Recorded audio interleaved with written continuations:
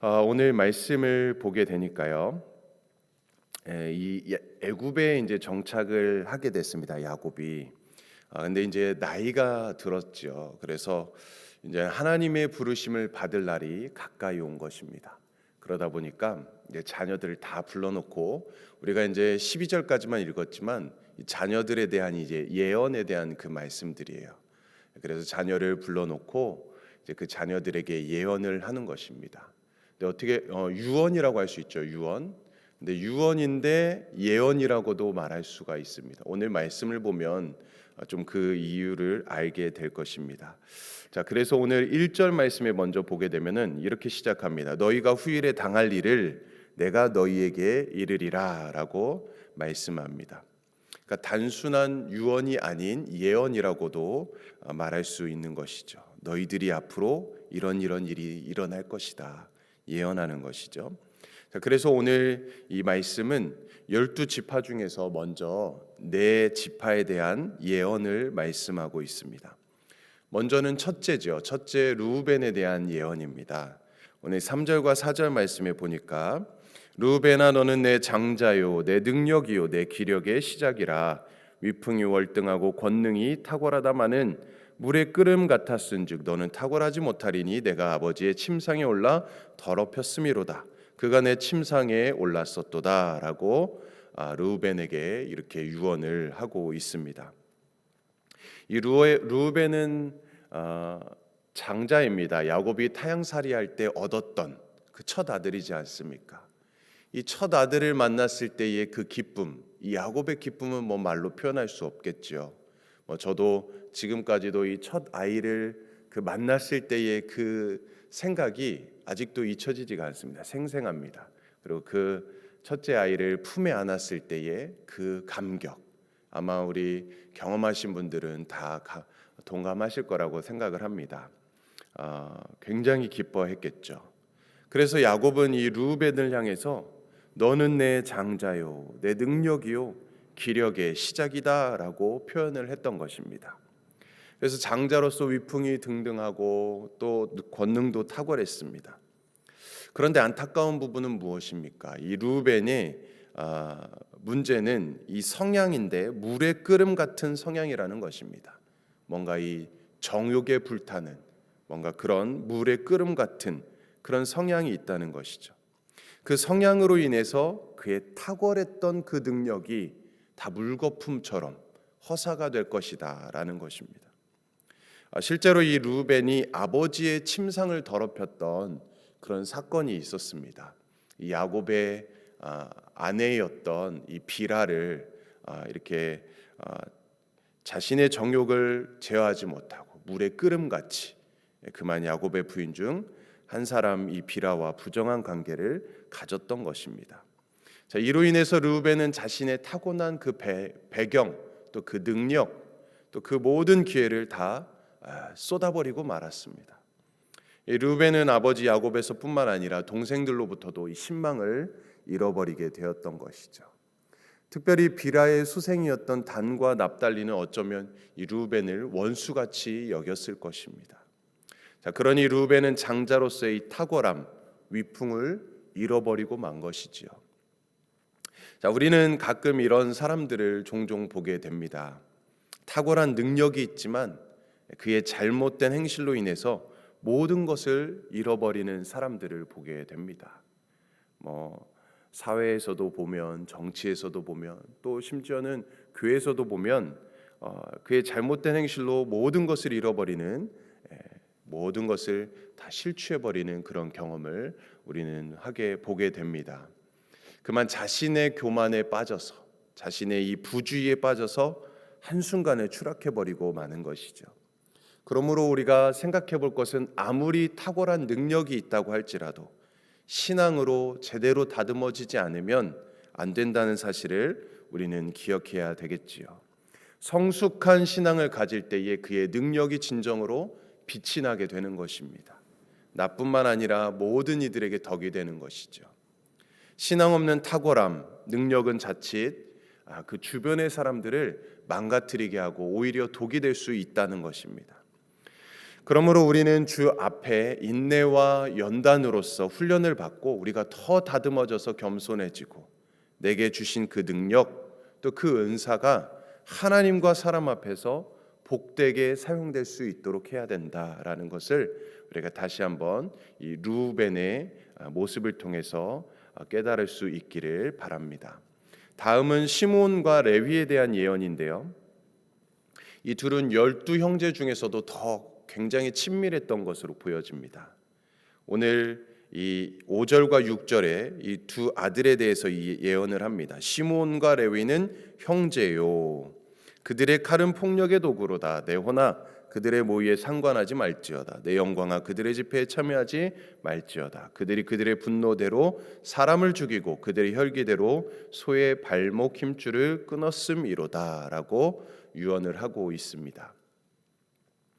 야곱은 이 두 형제를 볼 때마다 생각나는 그런 이렇게 딱 생각나게끔 만드는 것이 있었던 것 같아요. 그게 바로 이제 디나로 인해서 이제 딸 디나로 인해서 세겜에서 이 형제들이 가서 막 이렇게 잔인한 학살을 하지 않았습니까? 그 학살이 이제 떠오르는 것이죠.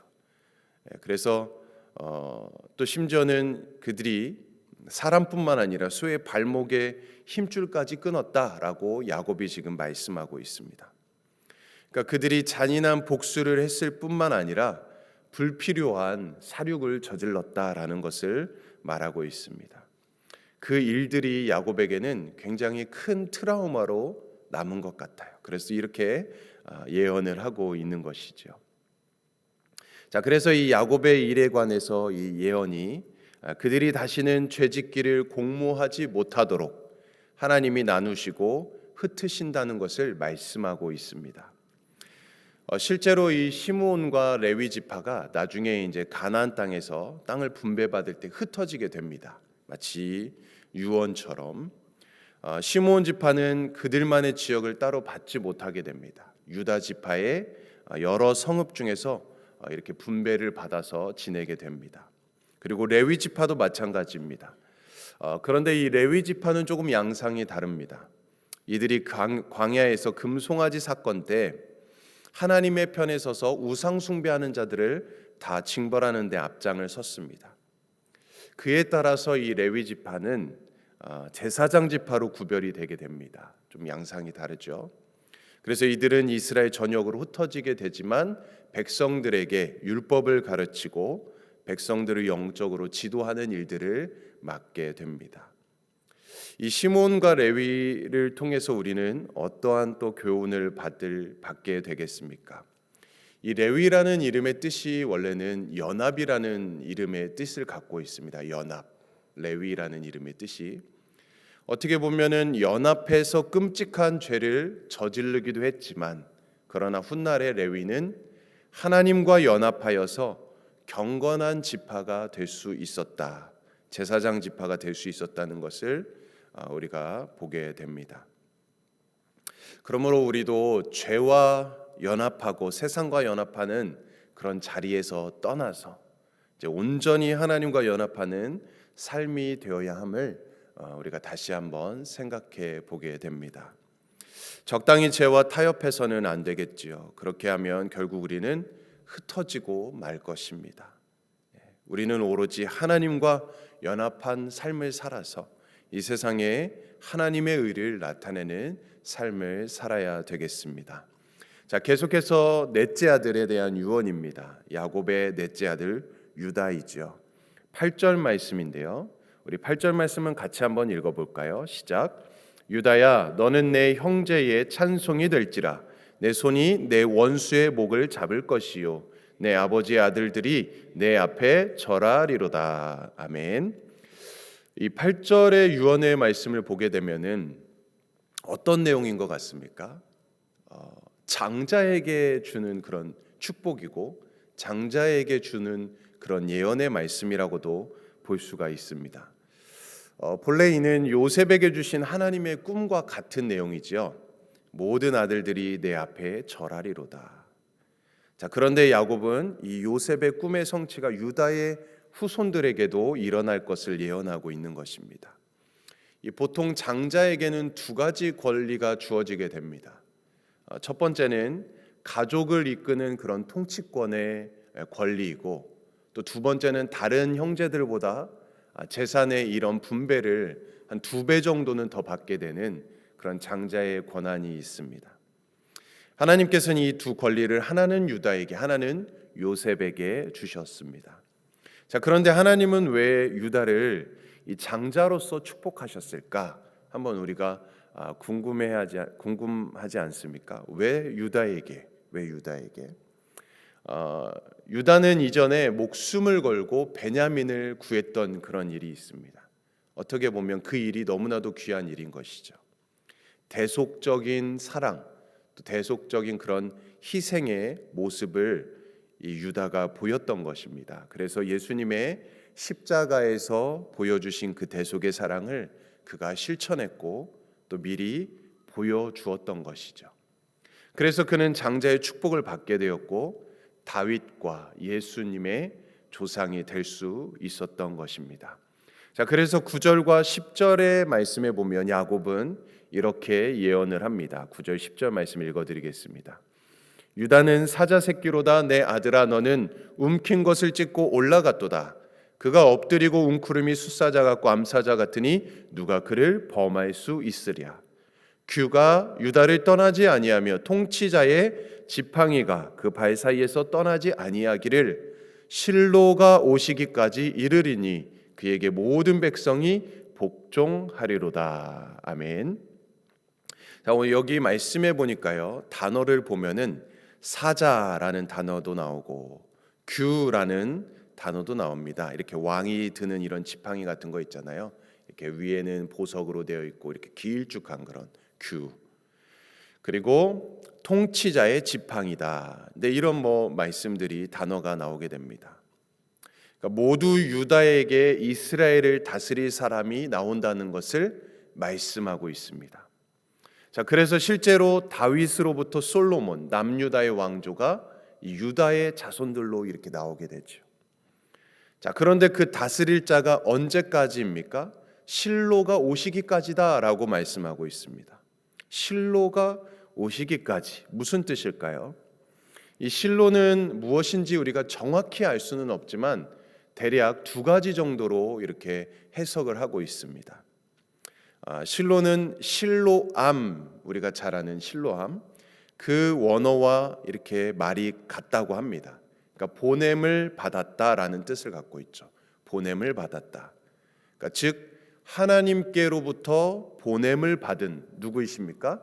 예수님. 예수님에 대해서 이렇게 표현하는 그런 표현이다라고 볼 수 있고, 또 한 가지는 이 실로는 또 샬롬이라는 단어와 또 이렇게 어원이 같다고 합니다.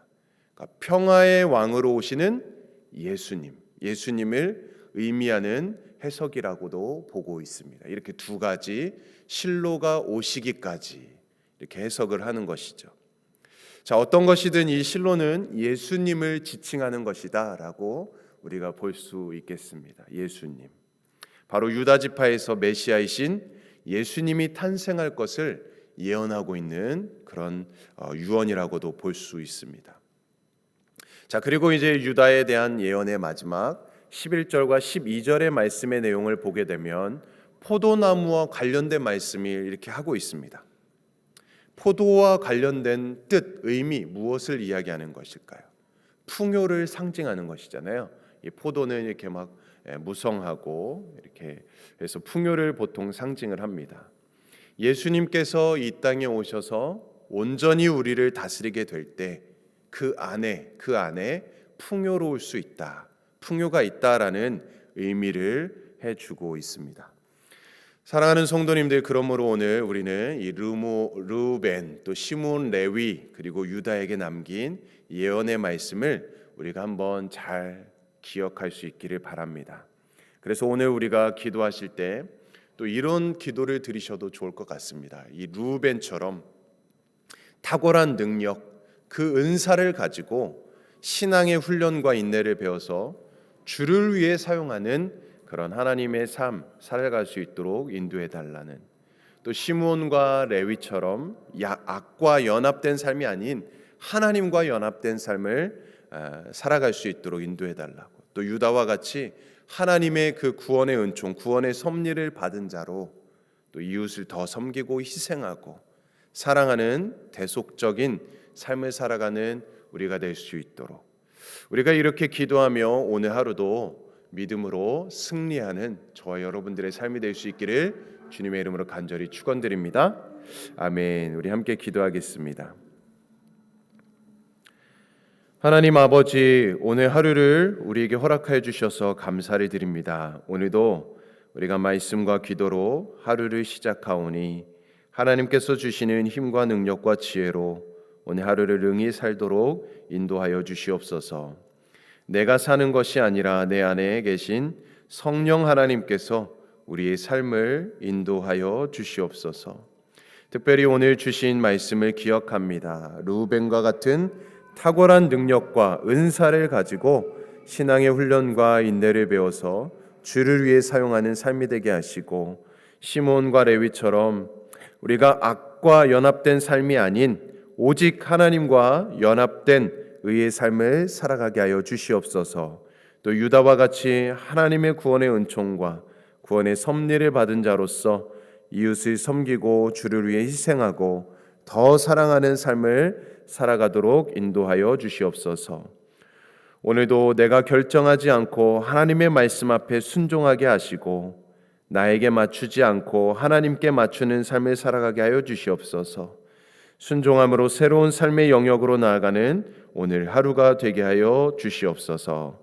모든 은혜 주심에 감사를 드리며 예수 그리스도의 이름으로 간절히 기도드리옵나이다. 아멘.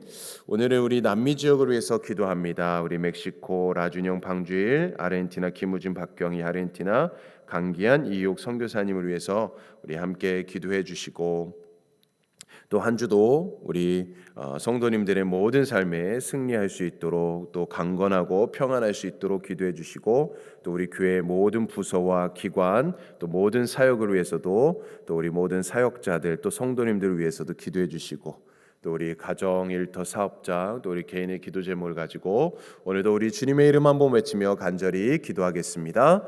주여